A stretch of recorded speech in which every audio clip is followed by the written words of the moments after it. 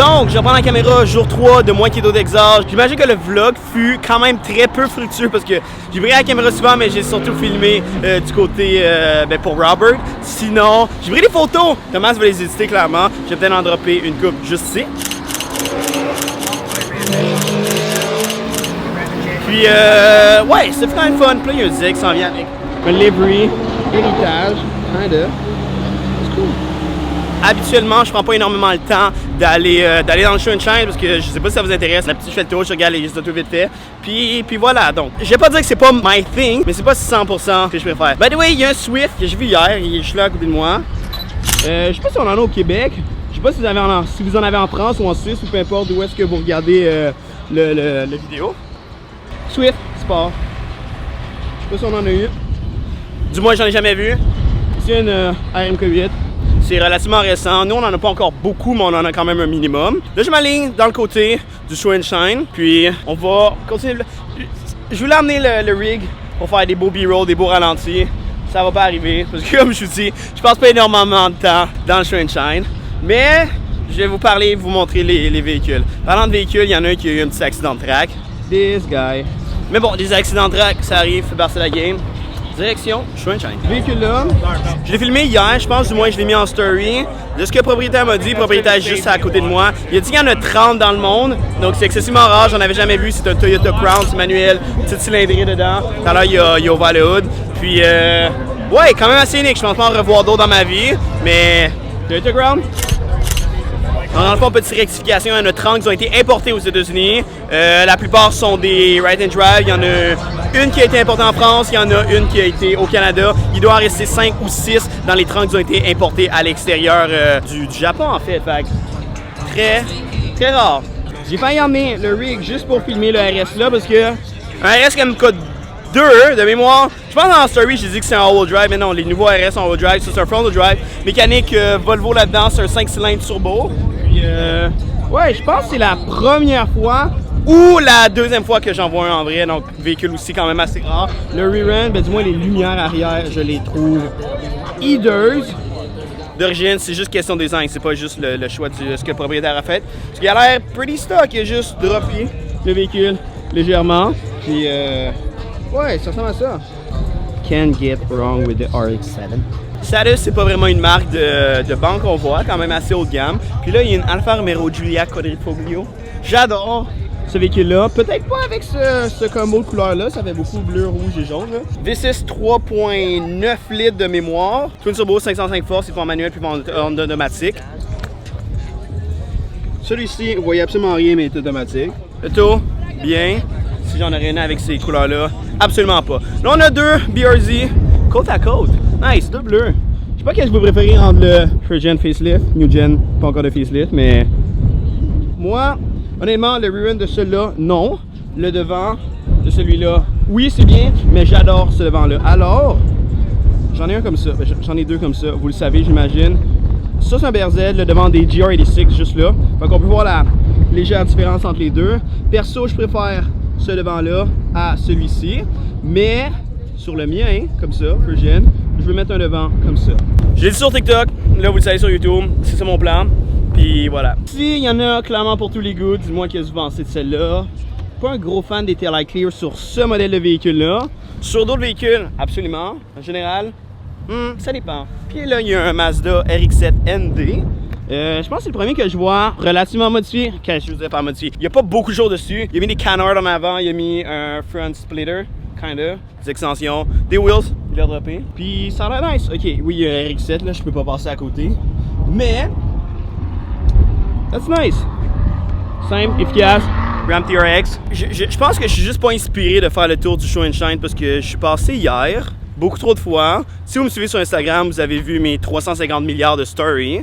Donc, vous avez vu le tour du show and shine. Il y a d'autres véhicules qui sont arrivés là. Puis il y a aussi un autre parking beaucoup trop loin pour que j'aille à pied. Un show and shine qui est comme gros comme 4 fois Icar. Ceux qui connaissent le circuit Icar, vous savez que c'est énorme. Mais ils ont des stationnements beaucoup plus gros qu'ici. Puis c'est juste un basic parking. Mais ils ont fait un Cars and Coffee ce matin. Il est encore de vigueur parce qu'il est tôt. Puis voilà. Bon, le 46.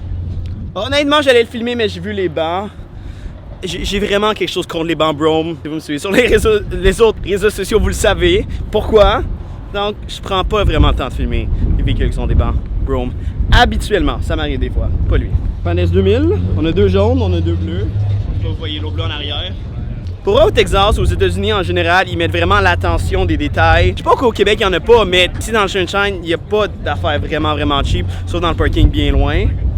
Mais il y a beaucoup d'autos de très haut niveau de show, si on veut. Puis là, il y en a un, il y a beau Bronco ici. Avec des cornes, of course, because Texas, I guess. Ouais. Ça, c'est vraiment l'auteur de ma face, fait qu'il est quand même haut. Mais il y a un autre truck aussi que je vais vous montrer. Je vais vous montrer la G3 qui est juste derrière moi. Vous l'avez peut-être déjà vu sur internet. Ça, ce n'est clairement pas d'origine sur les GT3. On a un Supercharge. J'ai entendu l'auto starter tantôt. Quand même sick. Quand même très sick. Stationnement là, il n'y a plus rien à voir à part le GTR qu'il y a là. Un S13 ici. Il y a le nouveau Z ici, mais ça a l'air d'être un vieux F-150 rouillé. Par contre, une petite affaire cool. Ici, on peut voir la suspension, fuel cell. Je vais vous montrer les bancs. Tu regardes les bancs, ça qui est good, quelque chose de relativement moderne. 3 pédales. Attends que je te montre l'engine bay. Donc on a un 2JZ dans un bon vieux F-150. Love that. RX-7 juste ici. Il n'y a pas des gros slicks pour rien. C'est la puissance qui vient avec. Je sais que le turbo n'a pas l'air énorme, mais il a dit que l'auto faisait 600 wheels. Alors, that's worth it. Joli! Le monde savent que j'adore les Porsche. Il y en a une belle juste ici. By the way, ça c'est une C7 ZR1. C'est excessivement rare. Là, tu vas dire, j'ai déjà vu des C7. Oui. Une ZO6, il y en a beaucoup, mais les ZR1, les C7, excessivement rares. J'en ai vu genre 5, dont 3 ici, mais bon. Fan de véhicules américains sur la chaîne. Ceux qui le savent, assez JDM, ces roues-là, assez. On voit rarement ça sur un véhicule américain. Bon, le tour de Sunshine est fait. Je vais pas dire que j'ai filmé juste ce qu'il y a de worth it, parce qu'honnêtement, il y a beaucoup d'autres choses qui sont worth it à vos yeux. Moi, je pense que je les ai vus 6 fois, fait que c'est pour ça que j'ai peut-être oublié de les filmer. Quand même assez intéressant là-bas. Bon, là, c'est la pause midi, donc on peut marcher. J'allais dire rouler. On peut marcher dans les hot pits.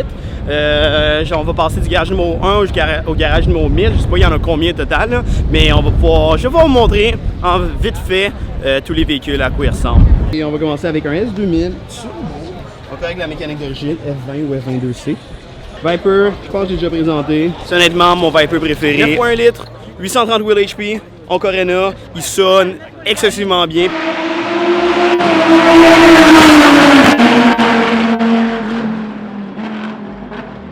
Puis aussi une traction séquentielle dedans. Honnêtement, je trouve vraiment nice. Le 6 à Ravi, excessivement sick aussi. Un M2 ici, un des 27 000 Supra, mais ce véhicule-là, il est tellement beau au niveau 8-9. J'arrive pas à faire la différence entre les deux, parce que la plupart du temps, les Beau 8 sont un devant niveau 9. Fait qu'ils ont tous l'air des Beau 9.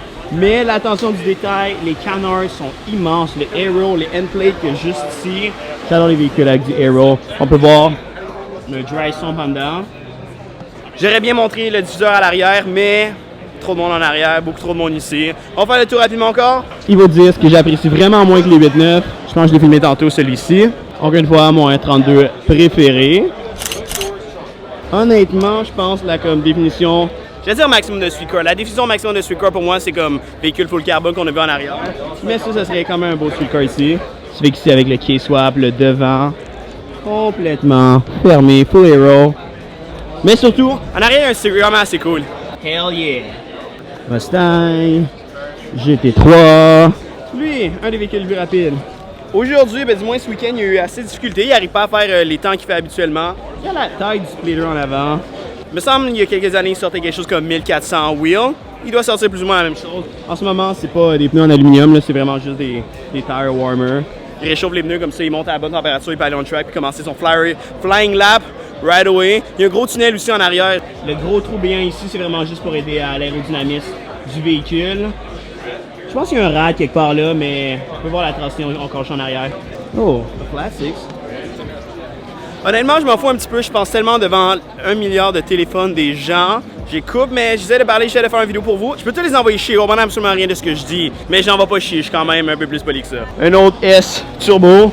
Pour voir l'exhaust pour Westgate X1 qui sort juste ici. Tout le monde a des vraies belles roues. On a des AP Racing comme caliper. Une 4 ici. Le front aero fait en sorte que j'apprécie le taux davantage. C'est RS Future qui a fait l'aérodynamisme de ce véhicule-ci. Même principe pour ça. Ça, je pense que j'ai déjà présenté sur TikTok. C'est un NSX Fusion avec le devant spoon, facelift la deuxième génération. Les end plates sont énormes, j'imagine que c'est un petit peu trop sombre. Mais la taille des end plates ici, là, c'est énorme. Mais on a un K24 turbo. Puis l'année dernière, on sortait quelque chose comme genre 400 wheels. Maintenant, je pense qu'on est rendu à 600 wheels. C'est le top street class. On est loin d'un street car. Donc ouais, ça c'est street class. Je pense qu'il est rendu track mode en fait. Parce qu'aux dernières nouvelles, pour rouler dans street class, il fallait avoir un intérieur complet. Puis son intérieur est comme tu as vu, loin d'être complet. Cet homme est un builder incroyable. Il a fait ça. C'est dur à décrire. Je vais moins parler, simplement vous le montrer. Il est si bas. Le côté, il y a son exhaust. Je pense que je l'ai filmé hier. Mais l'auto est sur legal. Basically, le moteur est comme un petit peu là-dedans encore. Vous le voyez en avant, mais regardez à quel point il est loin à l'arrière. Un beau GV3 Cup Car. Non, même pas. C'est un street car avec beaucoup d'aéro du Cup Car. Mais ça, full race car, full slick, center lock. L'auto est wild. Mais surtout, l'auto est excessivement bruyante.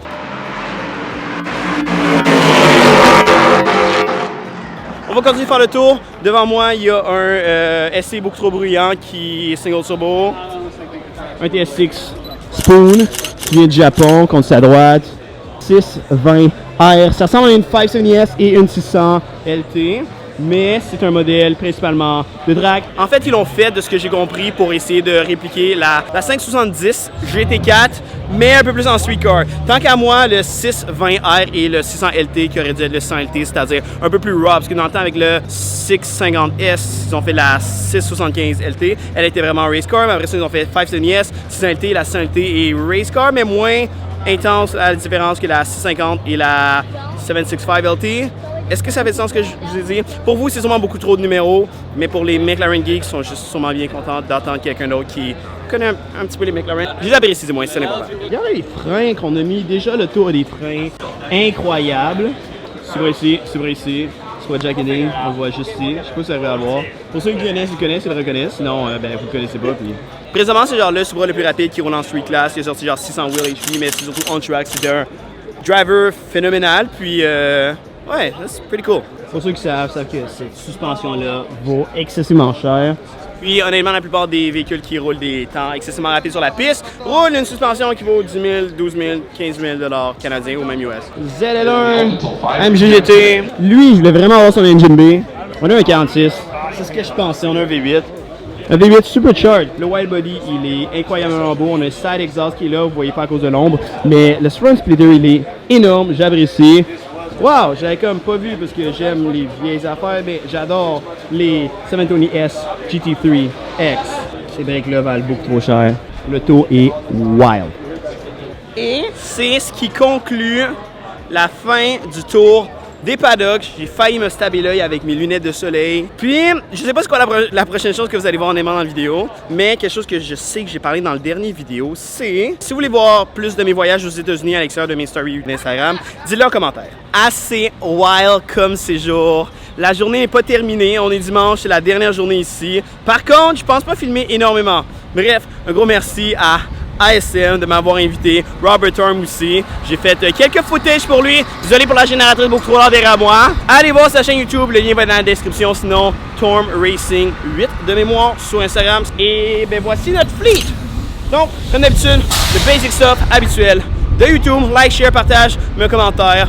Le prochain vidéo risque enfin d'être le Viper de Mille Force. Ciao!